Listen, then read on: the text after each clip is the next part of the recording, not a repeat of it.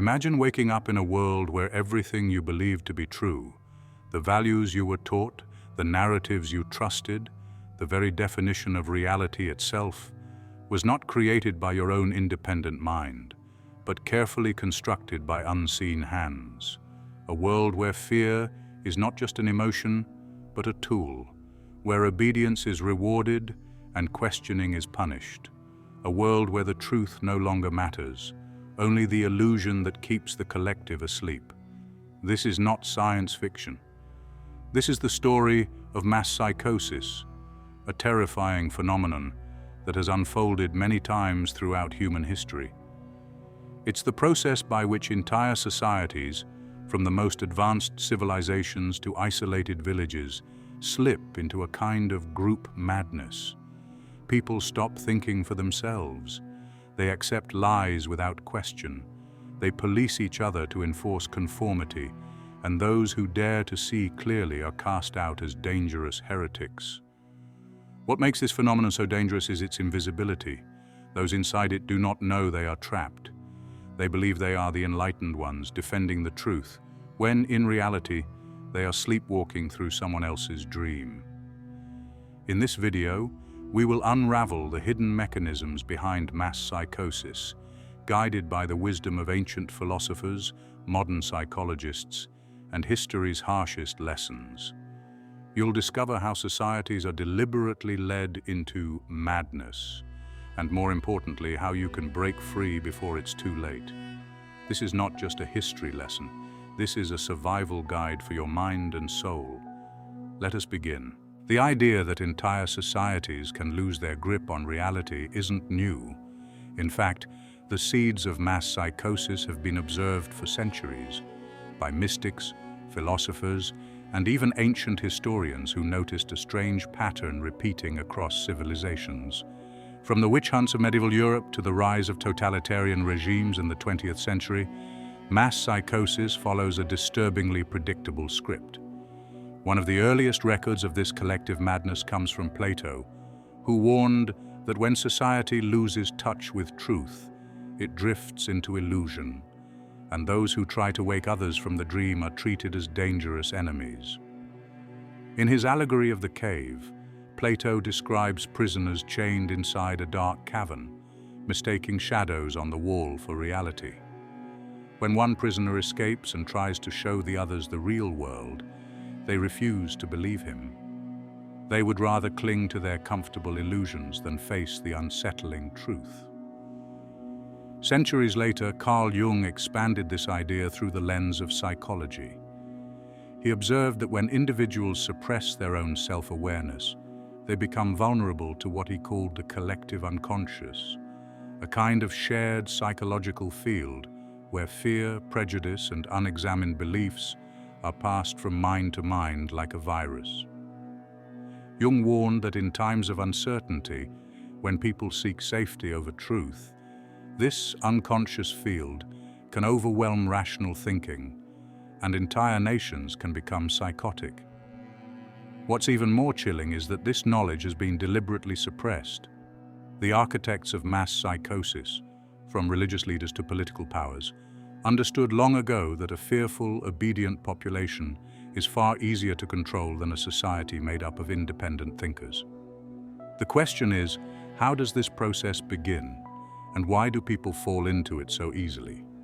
That's what we'll uncover next. Mass psychosis does not appear suddenly. It unfolds like a slow, creeping fog, one step at a time.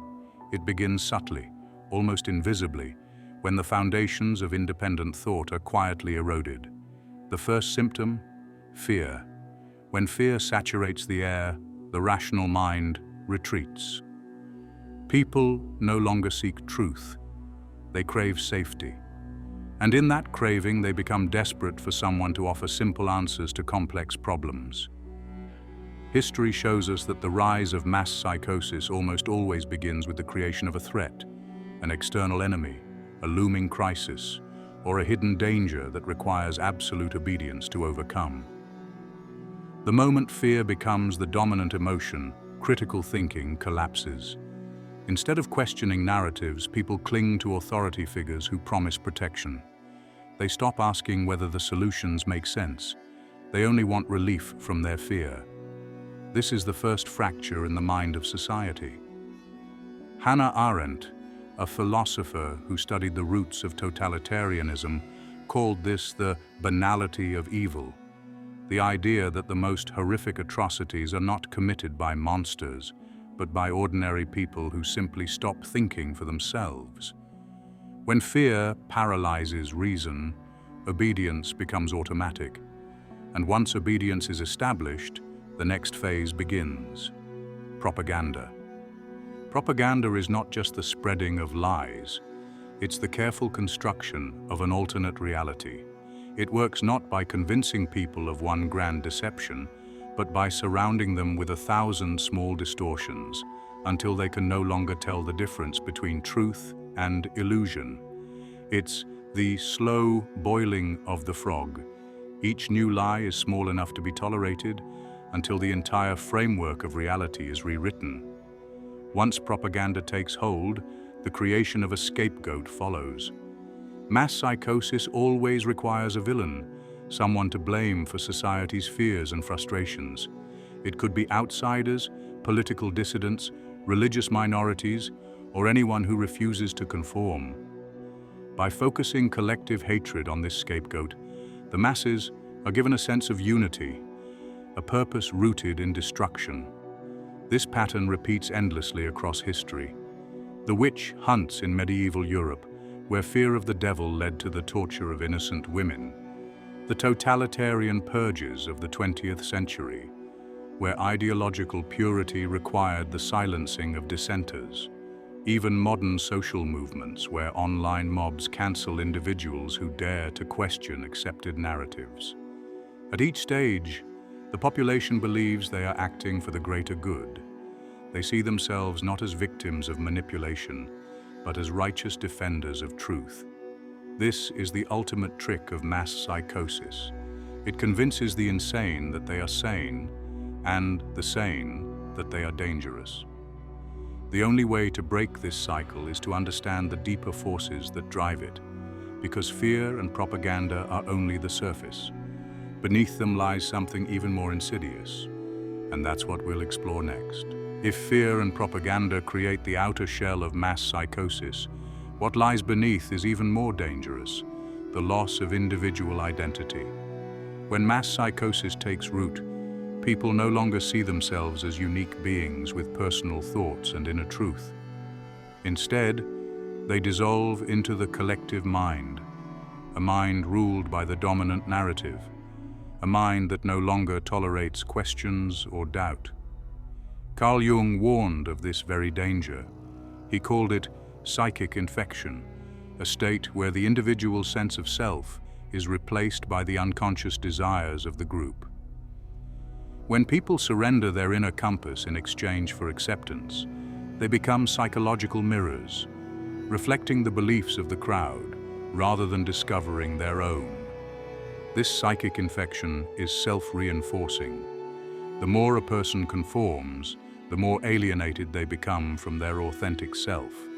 And the more alienated they feel, the more desperately they cling to the collective identity to feel a sense of belonging. At this point, something terrifying happens. People no longer need to be controlled from above. They begin to police each other. This is why mass psychosis is so hard to stop. The enforcers are not only the powerful, they are your neighbors, your friends, your family. Dissent becomes dangerous, not because the government might punish you, but because your own community will turn against you. This phenomenon was demonstrated powerfully in Solomon Asch's famous conformity experiments. Participants were asked to compare line lengths, a simple task, but when the group gave obviously wrong answers, most participants conformed to the group even though they knew the answers were wrong. Why? Because the fear of standing alone outweighed the need to be correct. Now imagine this on the scale of an entire society. A society in the grip of mass psychosis no longer needs logical explanations. It only needs social agreement. Truth becomes whatever the group decides it to be. Facts no longer matter. consensus becomes reality. This is why history's most dangerous regimes, from religious inquisitions to political purges, relied heavily on encouraging citizens to inform on one another. The fear of the other and the need to belong merged into a self-sustaining engine of paranoia and persecution. But here's the most sinister layer of all. People caught in mass psychosis believe they are the enlightened ones. They see themselves as morally superior, protecting society from dangerous thinkers, when in reality they are serving the very forces that enslave them. This is the dark genius of mass psychosis. It turns the population into its own prison guards, enforcing the illusion from within. But what if you could break free? What if you could pull your mind out of this collective spell and see reality clearly? This is where the real work begins, the work of reclaiming your sovereignty and learning to think again. And that's exactly what we'll explore next. Breaking free from mass psychosis isn't just about rejecting external propaganda. It's about rebuilding the fortress of your own mind. In a world where collective illusions dominate, your mind must become your sanctuary. The first step is to reclaim your inner authority. Ask yourself, when was the last time I questioned what I was told? When was the last time I sat with my own thoughts, without distraction or external input? This is where true freedom begins, by daring to think for yourself, even when it's uncomfortable, even when it goes against everything the crowd believes. Start by practicing radical self-inquiry. When you encounter a narrative, whether from the media, social networks, or even your own friends, pause. Ask, who benefits if I believe this? What emotions does this trigger in me? Fear, anger, hopelessness? Am I being asked to think or just to obey? This act of questioning alone breaks the spell because psychosis thrives in passivity. When you engage your critical mind, you disrupt the hypnosis. The second essential practice is emotional mastery. Mass psychosis preys on fear, guilt, and tribal rage.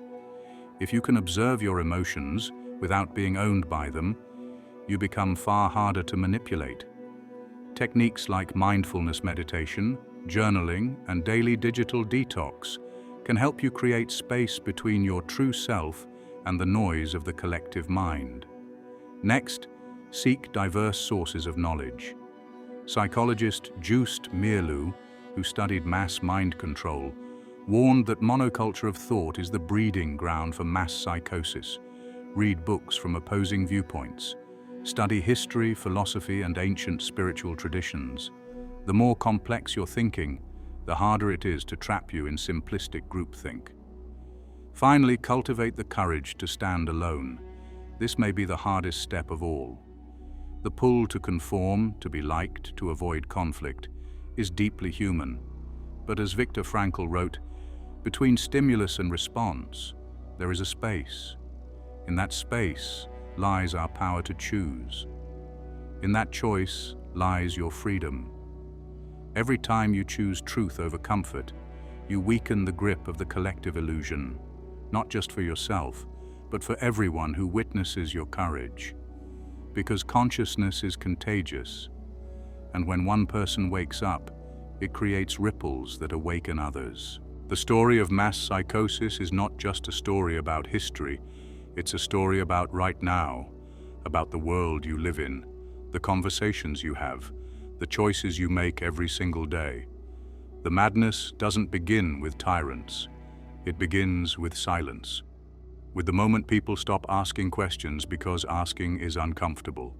It begins when fear becomes more persuasive than truth. But the cure is not as complicated as it seems. It begins when one person, just one, has the courage to say, I will think for myself. That act, small as it may seem, is an act of rebellion.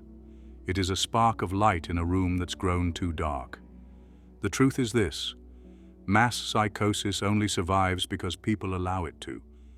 It thrives when fear controls the heart and laziness controls the mind. But the moment you reclaim your ability to think critically, to feel deeply without being manipulated, and to stand in your own truth, the spell begins to break. So ask yourself, am I thinking my own thoughts? Am I questioning the stories I'm told? Am I willing to be the one who stands alone if it means standing for what is real?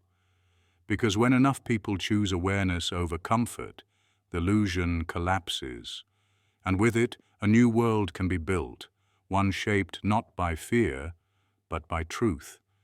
If this message stirred something in you, take the next step.